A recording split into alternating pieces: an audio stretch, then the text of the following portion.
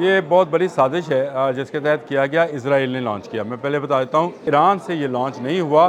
ہم کسی سویلین تنصیبات کو نشانہ نہیں بناتے ہیں۔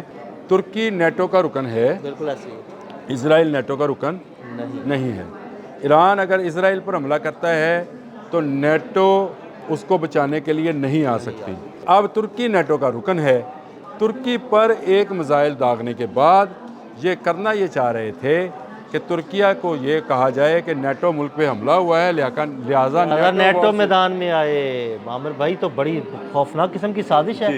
نیٹو ممالک ابھی تک اس جنگ میں نہیں کودے ہیں۔ یہ ایک بڑی چال تھی، ایک بڑی چلاکی تھی، جس کو بڑی ہی میں سمجھتا ہوں ہوشیاری کے ساتھ ایران نے یہ کہہ کر ناکام بنا دیا کہ تحقیقات کی جائیں، یہ میزائل یہ ڈرونز کس کے ہیں جو کہ مسلم ممالک پر گر رہے ہیں۔ کبھی سعودی عرب کی رامکو میں گرتا ہے اور کبھی یہ جو ہے ترکیہ میں گرتا ہے۔ ایران امریکہ جنگ کے دوران ترکیہ اور ایران کو لڑانے کی اسرائیل کی سازش بے نقاب۔ ترکیہ کے جہاز کی جانب میزائل کس نے لانچ کیا؟ عامر رضا سے بات کرتے ہیں۔ عامر بھائی، یہ خبر سامنے آ رہی ہے، ترکیہ کے ایک جنگی جہاز کی طرف میزائل لانچ کیا گیا جسے نیٹو نے گرا دیا۔ یہ میزائل کس نے لانچ کیا؟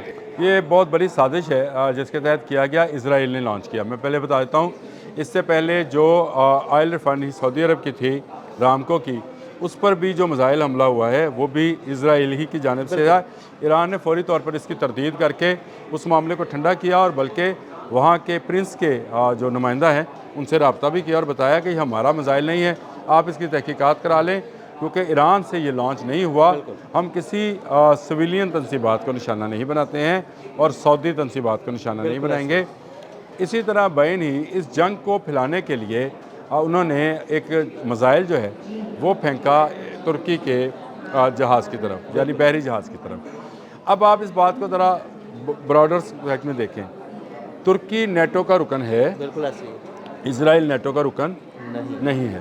ایران اگر اسرائیل پر حملہ کرتا ہے تو نیٹو اس کو بچانے کے لیے نہیں آ سکتی۔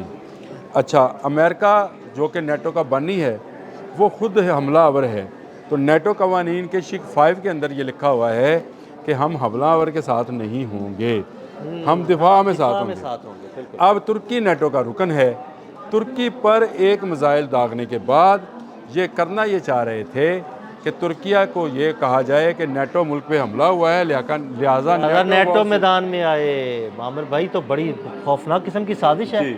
ایک طرف یہ عرب ممالک کو سامنے لانا چاہتے ہیں، دوسری طرف نیٹو فورسز کو، جس میں یورپ کے بیشتر ممالک شامل ہیں، ان کو کہنا چاہتے ہیں کہ ایران آپ پر حملہ آور ہوا ہے، اور اب کیونکہ یہ حملہ آور ایک ملک پہ ہو گیا ہے، شق 5 کے تحت تمام ملک اکٹھے ہو کر آ جائیں اور امریکہ کا ساتھ دیکھیں۔ امریکہ بری طرح پھنسا ہوا ہے اس وقت، بالکل ایسے ہی پھنسا اس لیے ہوا ہے، وہ ضرور گولہ باری کر رہا ہے، وہ ضرور میزائل پھینک رہا ہے، اس کے جہاز وہاں پہ ایران کے اوپر گشت کر رہے ہیں، لیکن اب اس کا بس چل نہیں رہا ہے کہ کس طرح اتنے بڑے لاس کو، یعنی میں ایک ویڈیو دیکھ رہا تھا، کہتے ہیں میں آپ کو بھیج بھی دیتا ہوں، دلچسپ ویڈیو، پتہ نہیں آپ لگاتے ہیں نہیں لگاتے ہیں۔ ایک فرضی ہیلی کاپٹر جو ہے زمین پر بنایا ہوا ہے 3D میں، 3D میں، اور اس پر ملینز آف ڈالر کا میزائل جو ہے یا بم جو ہے وہ گرایا جا رہا ہے، اور وہ اپنی جگہ پر موجود ہے۔ دیکھیں، یہ بھی تو ایران کی ایک اسٹریٹجی ہے کہ اس نے فرضی ہیلی کاپٹر بنائے ہوئے ہیں، فرضی جہاز بنائے ہوئے ہیں، اوپر سے آنے والے اسرائیل کے جہاز، ابھی تو شاید نیچے کوئی ہیلی کاپٹر جہاز کھڑا ہوا ہے، اپنا لاکھوں ڈالر کا جو ہے نا وہ بم تباہ کر دیتے ہیں۔ اور میں نے اسی لیے آپ کو بتایا تھا شروع میں، جنگ کے شروع میں بتایا تھا کہ ایران کے پاس فیک اس طرح کے میزائلز اور فیک اس کے بعد ڈرونز موجود ہیں جو کہ اصل نہیں ہیں، اور ان کو تباہ کرنے پر ان کا سرمایہ لگ رہا ہے۔ پہلے یہ انہوں نے عرب ممالک پر کوشش کی، رامکو پر حملہ کیا، مسلمانوں کا جذبات کو بھاڑنے کی کوشش کی کہ سعودی عرب پر حملہ ہو گیا ہے۔ یہ دیکھیں یہ کیسی چلاکی ہے۔ اب یہ نیٹو ممالک کی طرف جانے لگے ہیں۔ اس سے پہلے میں نے آپ سے ساتھ ایک ولاگ کیا ہے کرد کے حوالے سے کہ یہ کردوں کی مدد مانگ رہے ہیں، مدد مانگ رہے ہیں، تاکہ یہ کہتے ہیں کسی کے کندھے پر اپنی بندوق رکھ کر چلائیں اور ایران فتح کر لیں۔ اچھا، یہ ہونا نہیں ہے۔ اس کے بعد انہوں نے ترکی کے ساتھ یہ معاملہ کیا، اور ترکی کا معاملہ اس لیے بھی اہم تھا کہ وہ نیٹو رکن ہے۔ نیٹو ممالک ابھی تک اس جنگ میں نہیں کودے ہیں کیونکہ ایران کسی پر حملہ آور نہیں ہوا ہے۔ اگر ایران امریکہ پر حملہ کرتا تو یہ ضرور ٹھیک تھا کہ نیٹو پر پابندی ہے تمام ممالک پر کہ امریکہ کے دفاع میں آ جاتے، اب وہ حملہ آور کے ساتھ نہیں ہے۔